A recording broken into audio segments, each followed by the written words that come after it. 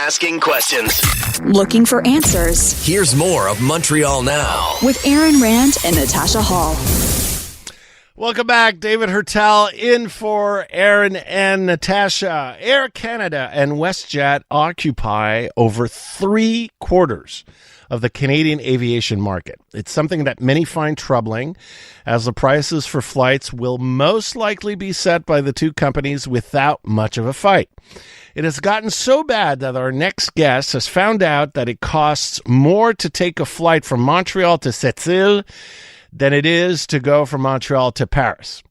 John Gradek is on the line. He is a lecturer in McGill's Global Aviation Leadership Program and a great friend of the show. John, always a pleasure.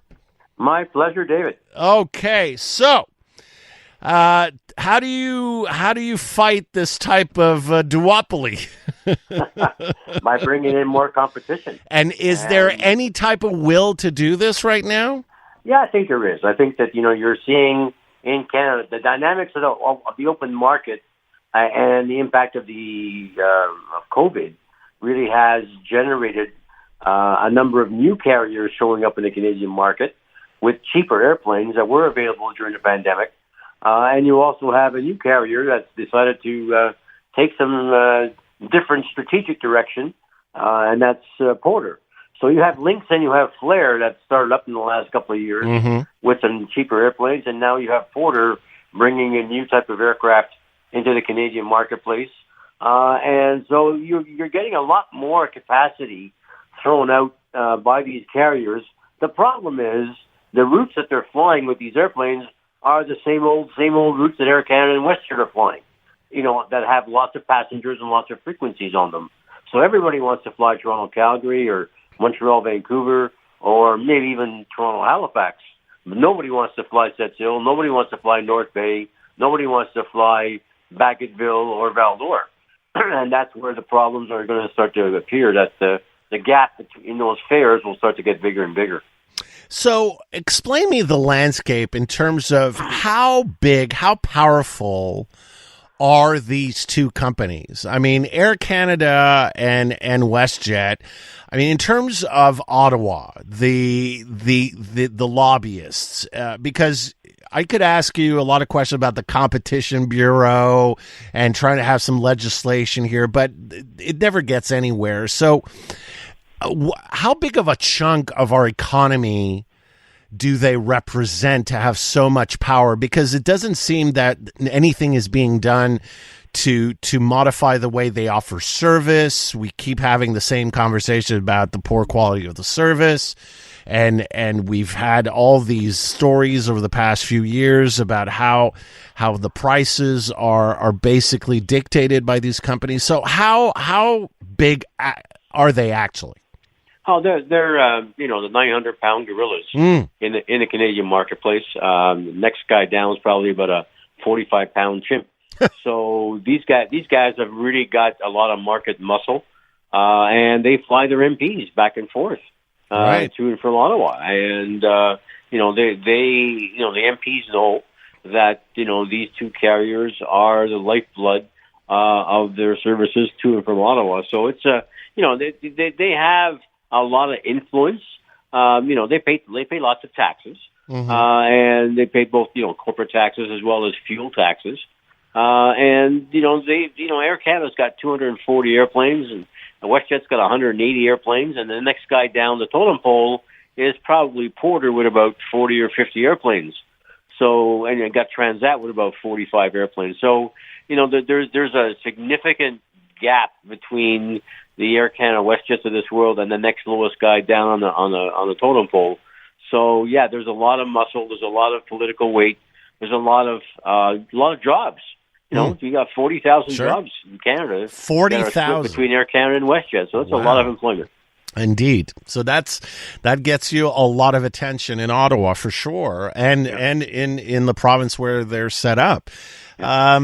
So I'm wondering, and I know your specialty obviously is aviation, But I'm wondering if their weight has anything to do with the fact that we can't get any type of train off the ground, so to speak, in Canada. I mean, the high frequency train and this, that, and the other thing. Alternative modes of transportation. Take, for example, between Montreal and Toronto, the famous Quebec City-Windsor corridor, where there's a lot of planes flying in that corridor. Why that can't get off the ground and get built? Is that because of that power these airlines wield? You'd like to think so. Yeah, I'm just wondering. You'd like to think that that's why it's not getting off the ground, but to me. And you and I have had this conversation about this before on rail, is that transportation in this country, it should be considered a human right, a basic human right. Because without transportation, we don't have a country. Right. The alternative. The country was built on transportation. Yeah, but the alternative for Toronto Vancouver air service is what? Take the bus. Right. Take a car. 3.5 days to get there. You need transportation. So as much as we criticize other parts of the world, and I'm not taking political sides here, but I'm just looking at what our friends over in China have been doing in terms of their high-speed rail network and how they've invested as a country. And of course, it's communist, it's leftist, it's all of those good things. But they've taken the stance that transportation to them is something that they have to, in fact, build on and create the transportation network to keep the country together and to keep that country thriving. And so they put out 25,000 kilometers. I say 25,000 kilometers of high-speed rail a year. Wow. So, but that is China. Okay, and I'm saying, that's not Canada. But the question, but there's a lesson to be learned. Yeah. The lesson to be learned is that, in a country as vast as we have in Canada, we need to have public policy that kind of helps us build that infrastructure that's required to keep the country together and to grow the country. We need a transportation infrastructure throughout this country, whether it's road, whether it's rail, or whether it's air, that really needs some public investment. And, right now the airline industry has got a model that's called user pay.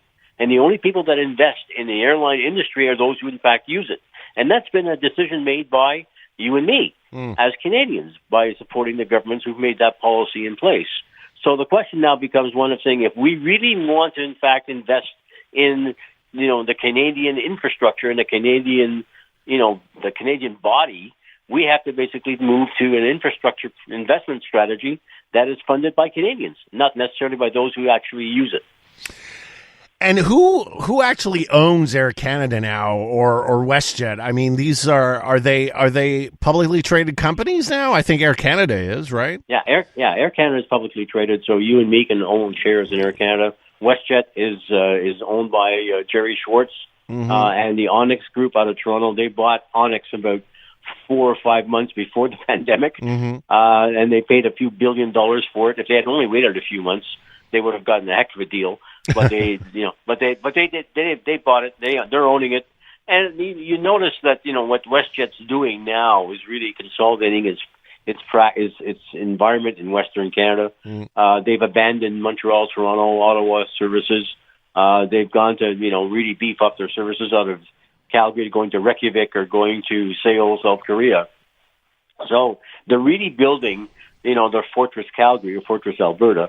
And so, but, you ask yourself, is that the Jerry Schwartz Onyx crew in Toronto that's doing that? Or is that somebody else trying to make a name for themselves for WestJet? So there's a the story's not yet told, and it's not done yet. I think WestJet is still trying to figure out. They've got another 40 airplanes coming in over the next 3 years. So they may yet come back into Eastern Canada with a different type of airplane. So the story is evolving with WestJet. And we will follow it throughout 2024. I want to thank you all year round on CJD 800, John. You're always a great source of insights and information on this very important industry. So I appreciate it. I look forward to talking to you again in 2024.